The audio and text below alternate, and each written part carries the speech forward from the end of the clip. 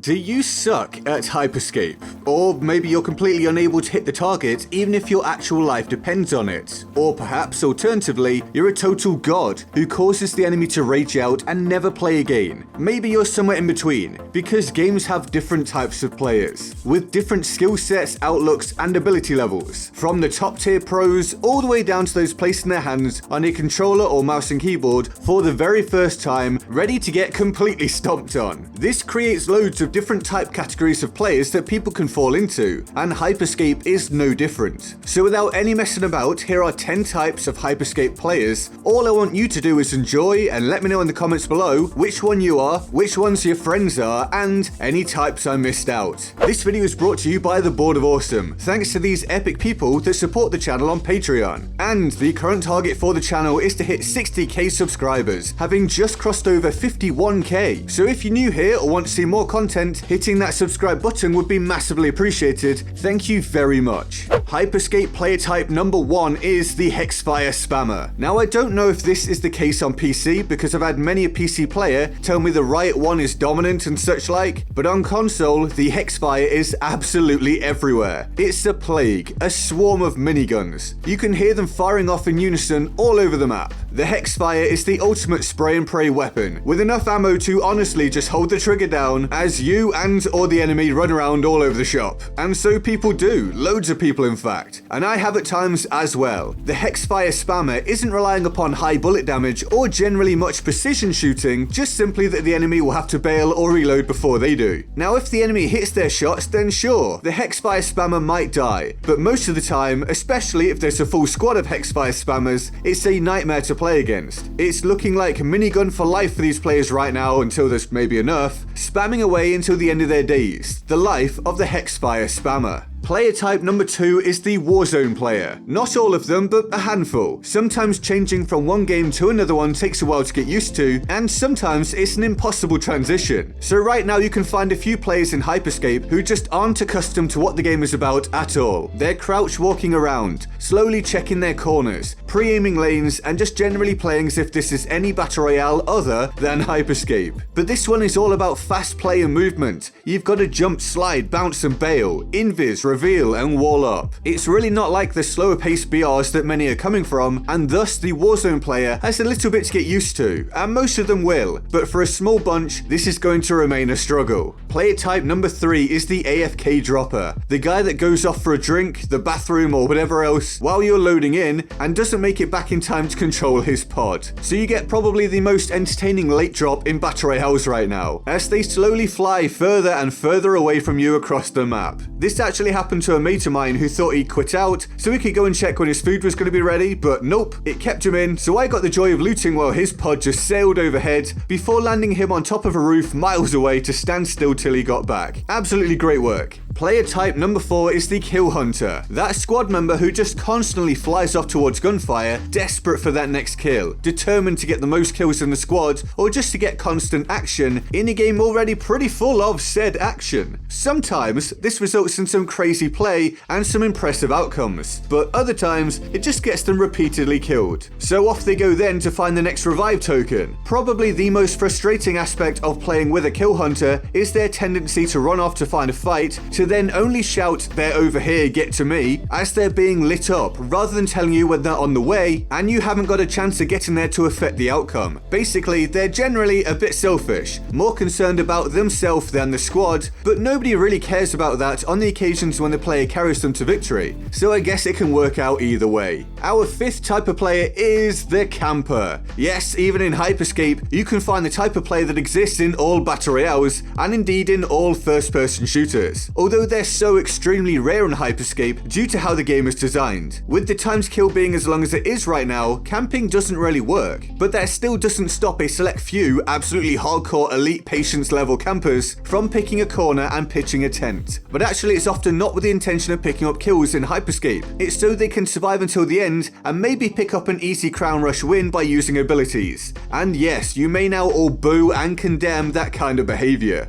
Our 6th type of player is the Dive Bomber. bomber, or dive rusher, or whatever you want to call it. If you don't know what diving is in a game like this, it's basically when you mega push the enemy at close quarters with the intention to give them no time to react and force errors out of them. Usually with confidence that panic will cause the enemy to be unable to put up a decent fight, or that the dive bomber's own abilities will be too much for the enemy to handle. It can actually be extremely effective on Hyperscape to have a squad of dive bombers, utilizing loadouts that succeed at close range and taking away the option for the enemy to rely upon the usually longer time to kill and evasive movement and hacks. Team firing and covering different angles goes a long way towards reducing the opportunity for escape. Beware the dive bomber. The 7th type of player is the ball spammer. There's really not too much to say about this one. This player loves balls. They're always going searching for the ball hack, and they'll use it for basically anything. Get into a fight, they'll ball out. Need to travel, ball it is. Nothing much happening, back in the ball. You can see so many of these in just one game of Hyperscape, absolutely littering the skies sometimes. But I do give props for the original and random idea, Ubisoft. The ball hack is really cool. The 8th type of player is the always late to a fight dude. I know some of you know this player, the one who just somehow always gets sidetracked or wanders massive distances away from their squad, looking for a gun or ammo or just not paying attention, and then a fight starts up and they're nowhere to be seen. Now imagine having a kill hunter and an always late to a fight dude in the same squad. A total recipe for disaster. They may as well not be playing with each other. Just drop at opposite ends of the map and go solo. It doesn't matter how hard you try, how many callouts you make, how much time you spend watching where they're heading, the always late to a fight dude is always going to find a way to get lost and be late. Our 9th type of player is the can't aim player. And I know many of you out there will be thinking this is either you or your friends. Because let's be honest, at least on console, a lot of players are having trouble aiming. It's been suggested that this might be due to the response curve, or hitbox sizes, or aim assist being too low, or alternatively, too high around the enemy, making it hard to actually get your sights on them. Whatever the answer, even if the answer ends up being that there's nothing wrong, a lot of players seem to be struggling. And I myself go from laser beaming players sometimes to then suddenly hitting nothing. It doesn't feel like any other FPS game I've played in that regard. Just tough to be consistent in a way I can in other games. And so there are loads of can't aim players. Let me know if that's you. And the 10th type of player is the what's Hyperscape dude. Because so many players don't know this game exists, or is out, or haven't felt like trying it. Hyperscape can hopefully get a big blow up in popularity at some point, because currently it's not doing all that well for a fresh release. So tell your friends about it. Get the word out there. It's free. Some might find it fun and some might not, but if they don't try it, they won't know for sure. So we need less what's Hyperscape dudes or dudettes, and more I like Hyperscape dudes or I don't like Hyperscape dudes. At least then there will be more players playing it overall. And so that's my list of 10 types of Hyperscape players. So which are you, which are your friends, and which ones did I miss? Let me know in the comments below, and I hope you enjoyed the video. If you did, leaving a like is massively important and helpful. Thank you so much for that. If you're new here and want to see more, then hit that subscribe button and help me get to my 60k current target. And all the links to my social media, including Twitter where I post a lot, my Discord, my Patreon, all that kind of stuff, can be found in the description and my pinned comment. And with that all said, I'm GetGoodGuy, and I'll see you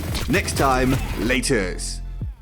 Hyperscape. Here's a Google Trends chart that shows more people are actually searching for the wrong name than the one Ubisoft Montreal chose. One of the major implications of this was when you search for Hyperscape on day 1,